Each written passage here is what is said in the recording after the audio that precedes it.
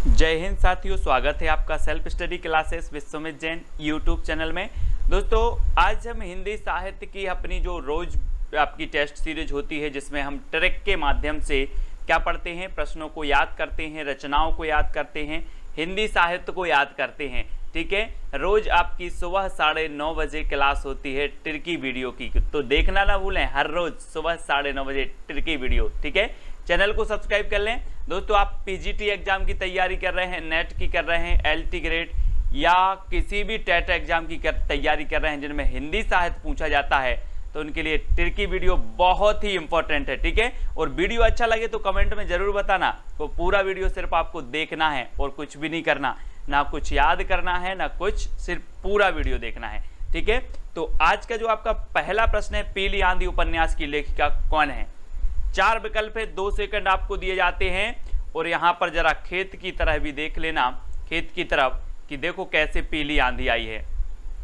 तो आपका बिल्कुल सही आंसर हो जाएगा क्या, प्रभा खेतान। दोस्तों, आपने देखा कि पीली आंधी कहाँ पर आती है, खेतन में आती है, खेतों में आती है ना, क्योंकि जब सरसों फूलता है तो पीला पीला आंधी आ जाती। ठीक है, तो कहाँ आती पीली आंधी, खेतन में। तो पीली आंधी उपन्यास की लेखिका कौन होंगी, प्रभा खेतान। प्रभा खेतान यानी आ नंबर आपका बिल्कुल सही हो जाएगा।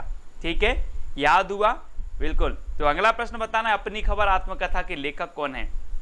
4 विकल्प हैं, 4 में से एक का चयन करना है, फिर मैं आपको बताऊंगा।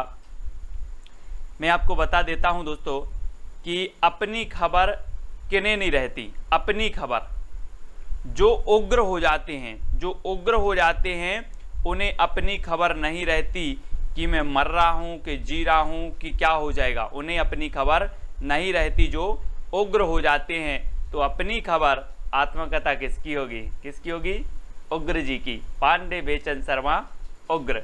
ठीक है, आ नंबर आपका बिल्कुल सही हो जाएगा। ठीक है, और आत्मकथा की बात आई है दोस्तों, तो आत्मकथा आपको पता है कि राजेंद्र प्रसाद की क्या है, सत्य की खोज, सत्य की खोज है ना, बनारसी दास जैन अर्ध कथानक है ना, तो इनको भी आपको याद रखना है।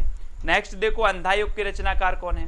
अंधा युग, दोस्तों आपको पता है कि धर्म ना हो तो युग भी कैसा हो जाता है, अंधा युग हो जाता है। आपने देखा होगा इतिहास में, धर्म विहीन राज्य अंधा युग रहा, धर्म विहीन राज्य का जो युग रहा वो अंधा युग रहा। धर्म की बहुत ही भूमिका रहती है, इसलिए अंधा युग होगा जिसमें धर्म नहीं होगा। तो अंधा युग के रचनाकार कौन होंगे, धर्मवीर भारती है ना। एक रचना और याद रखना, मुक्ति बोध जी की, मुक्ति बोध जी की कामायनी पुनर्विचार। कौन सी, कामायनी पुनर्विचार इनकी रचना है, और कामायनी जयशंकर प्रसाद की और कामायनी पुनर्विचार मुक्ति बोध जी की है। ठीक है, अज्ञे जी को भी याद रखना है, अज्ञे जी भी रचनाकार हैं अपने कितनी नाव में कितनी बार है ना, ये भी याद रखनी है। बहुत सारी रचनाएं हैं, प्रयोगवाद के माने जाते हैं, श्रेष्ठ कवि हैं अज्ञे जी। अगला बताना, रीति काव्य में कौन सा काव्य रूप अपनाया गया है। जी हाँ दोस्तों, काव्य रूप आपको बताना है, और रीति काल आपने पढ़ा है, सिद्ध काव्य धारा है ना, आपने पढ़ा है ना, रीतिबद्ध, रीति सिद्ध, रीति मुक्त है ना। रीति काव्य धारा में ये धाराएं पढ़ी हैं आप लोगों ने। और दोस्तों आपको एक मुक्त धारा भी है रीति काल में, कौन सी है, रीति मुक्त। तो रीति काव्य में कौन सा काव्य रूप अपनाया जाएगा, मुक्तक काव्य। मुक्तक काव्य यानी कि सा नंबर आपका बिल्कुल सही हो जाएगा है ना। रीति काव्य में कौन सा काव्य रूप अपनाया गया, मुक्तक काव्य अपनाया गया, यानी सा नंबर आपका बिल्कुल सही होगा। बूंदी नरेश भावसिंह के दरबारी कवि कौन थे। बूंदी नरेश भावसिंह के दरबारी कवि बताना है। और दोस्तों यहाँ पर आ रहा है भाव है ना, और यहाँ पर आ रहा है आपका उत्तर मति। तो आपको पता होगा दोस्तों, भाव हम बोलते ना यार कि मेरे भाव बन रहे हैं कि कुछ अच्छा खाया जाए है ना, भाव। और मति आप बोलते यार उसकी कैसी मति हो गई, उसने ऐसा काम कर दिया, बोलते ना। तो मति यानी कि भाव, और भाव यानी कि मति।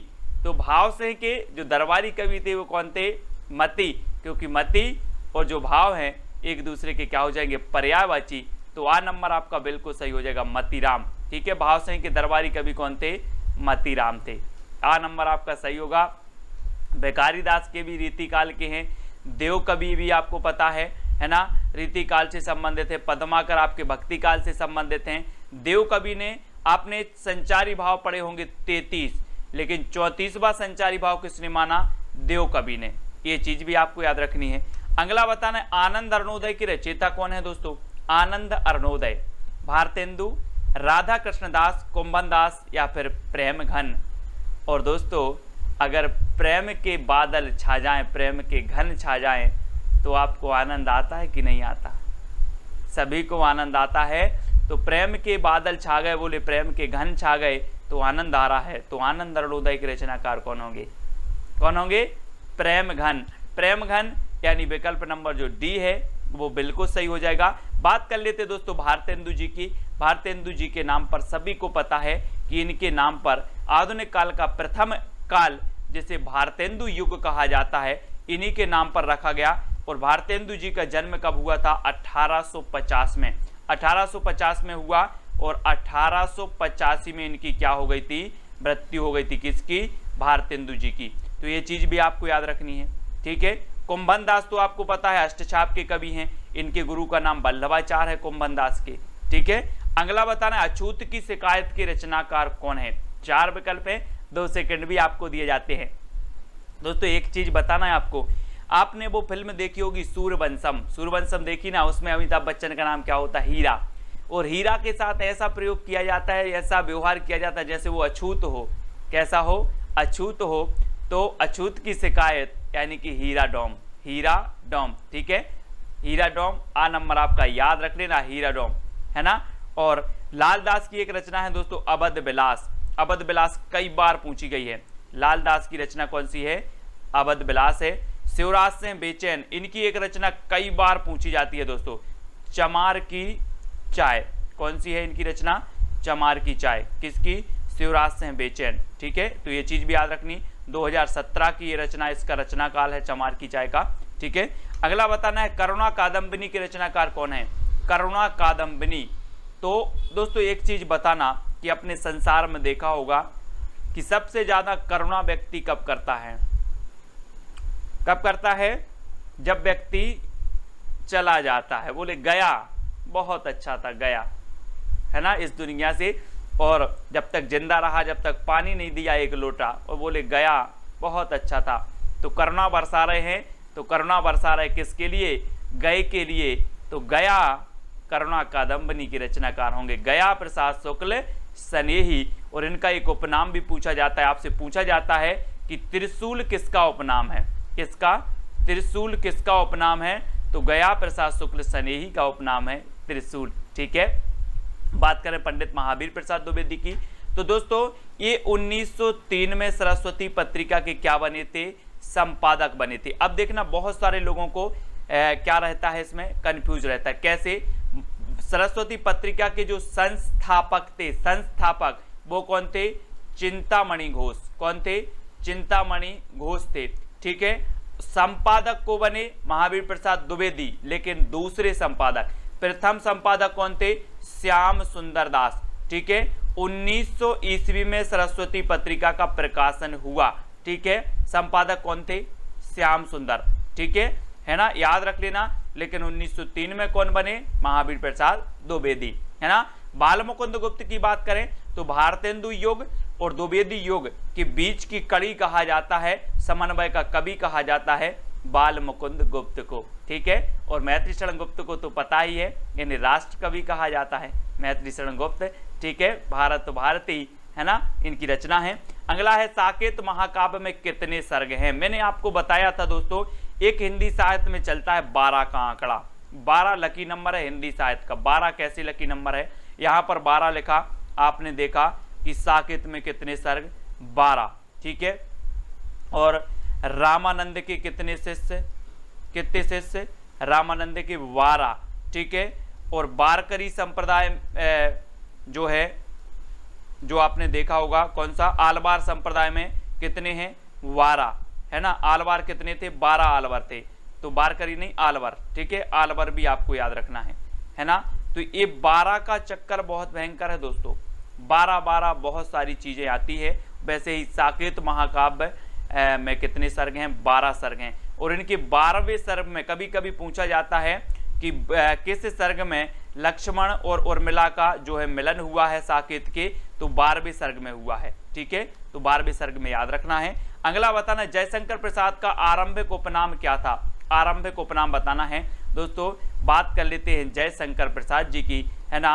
और जयशंकर जी प्रसाद जो है ये छायावाद के श्रेष्ठ कवि माने जाते हैं, आधार स्तंभ माने जाते हैं और प्रवर्तक भी माने जाते हैं। ठीक है, अलग अलग विद्वानों ने अलग अलग प्रवर्तक माना है, किसी ने सुमित्रा नंदन को माना है, किसी ने जयशंकर प्रसाद को माना है, तो सभी को याद रख लेना है।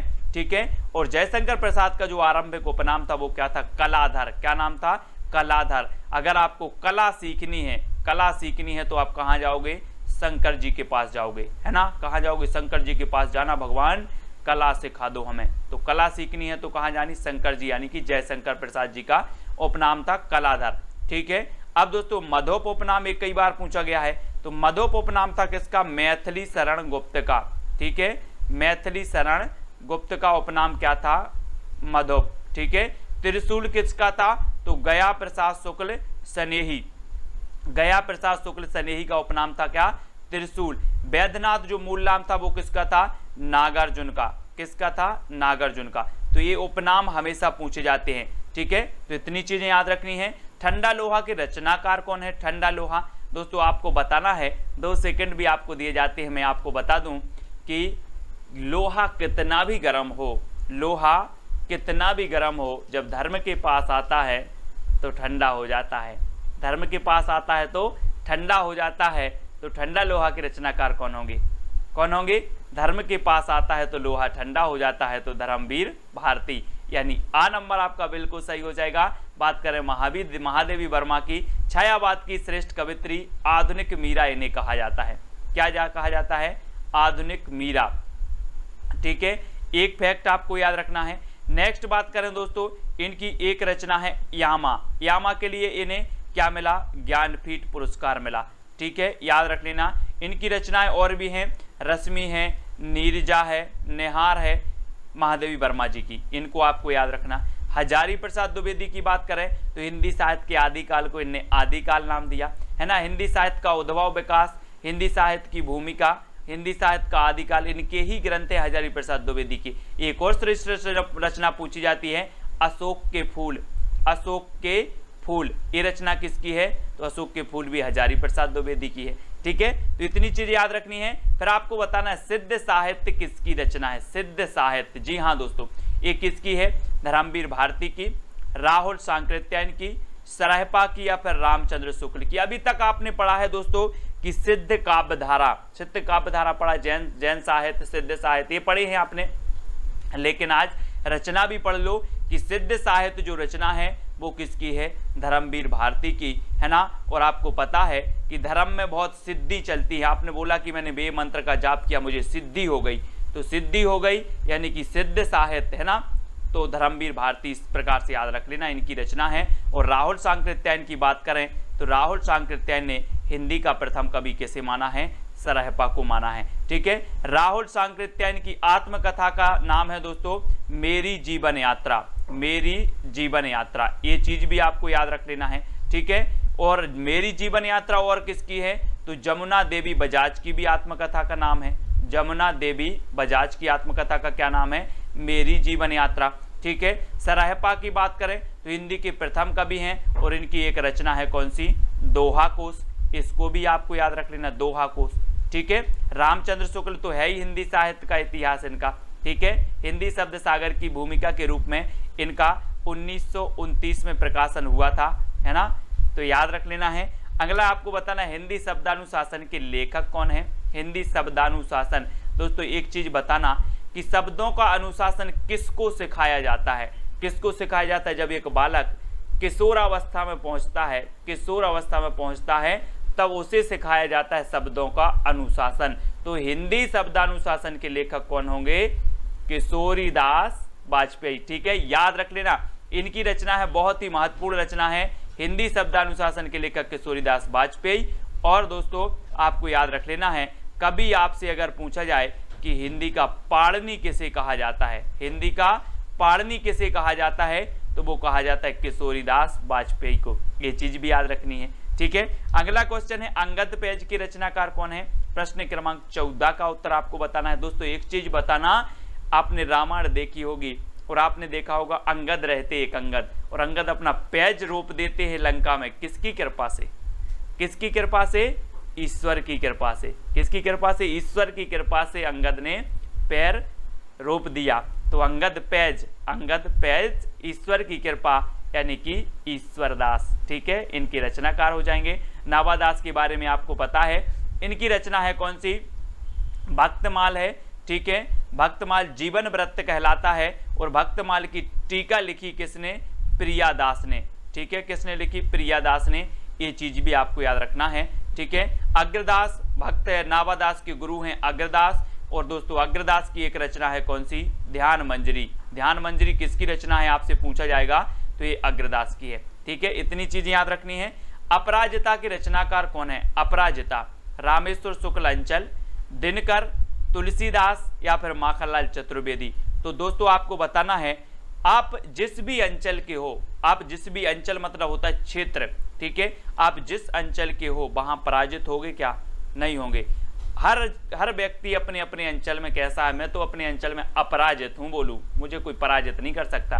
तो अंचल में क्या हैं? अपराजित हैं।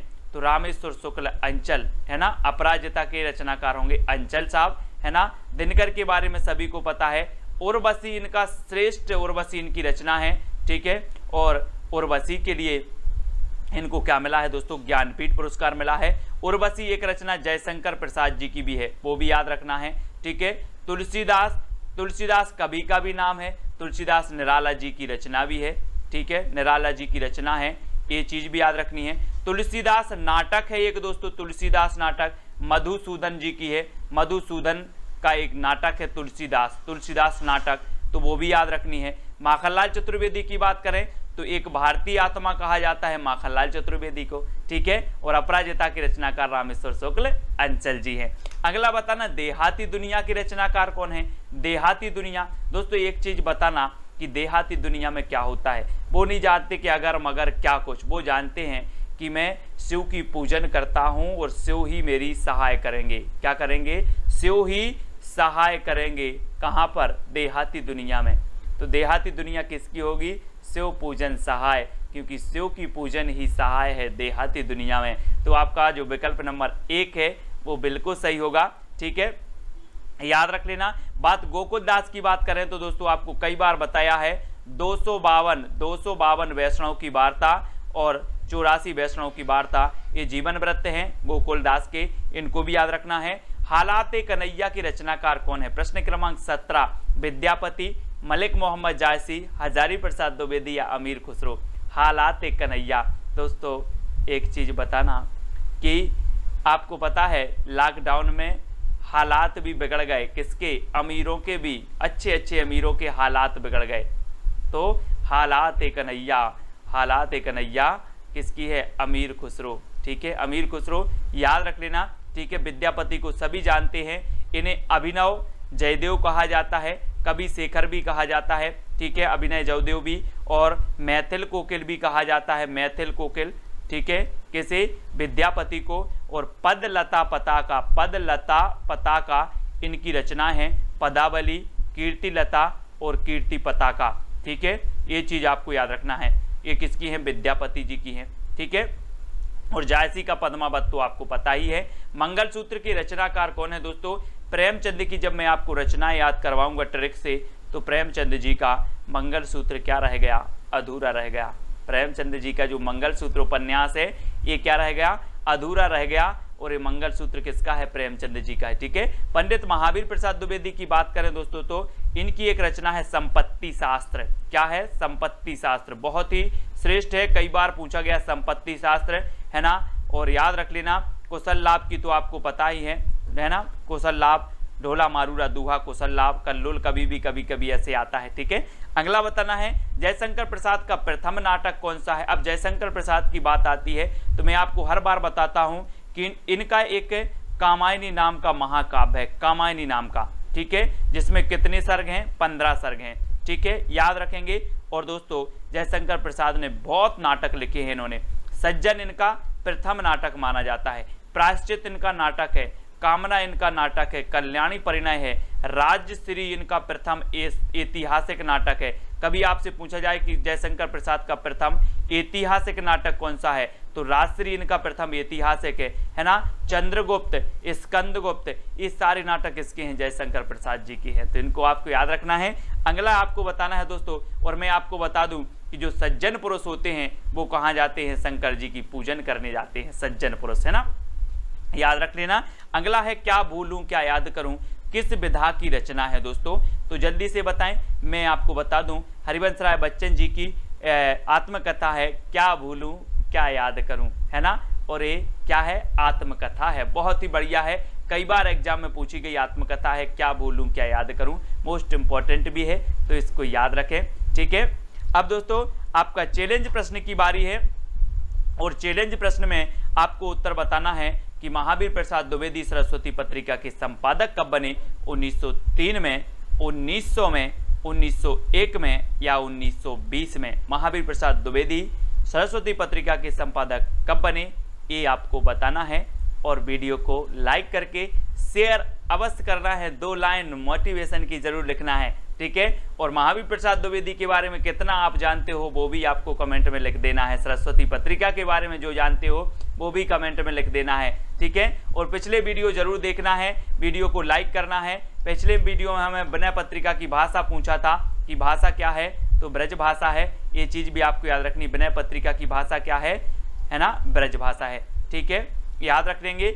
और जो भी हमारे साथी अभी तक टेलीग्राम ग्रुप से नहीं जुड़े हैं वो टेलीग्राम ऐप डाउनलोड करना, उसमें सर्च कर लेना IAS स्टडी ट्रैक और ज्वाइन हो जाना, ठीक है। और जो भी अभी व्हाट्सएप ग्रुप से नहीं जुड़े हिंदी साहित्य से, वो 9098609291 इस पर आप मैसेज करोगे तो आपको लिंक मिल जाएगी व्हाट्सएप ग्रुप की, और आप ज्वाइन हो जाना हिंदी साहित्य का WhatsApp group from net exam, JRF, PGT, LT grade और RPSC एग्जाम, सभी एग्जाम के लिए बहुत ही महत्वपूर्ण है, ठीक है। तो आज का वीडियो कैसा लगा कमेंट में बताएं, और वीडियो को लाइक करके अपने मित्रों तक शेयर करें। जय हिंद,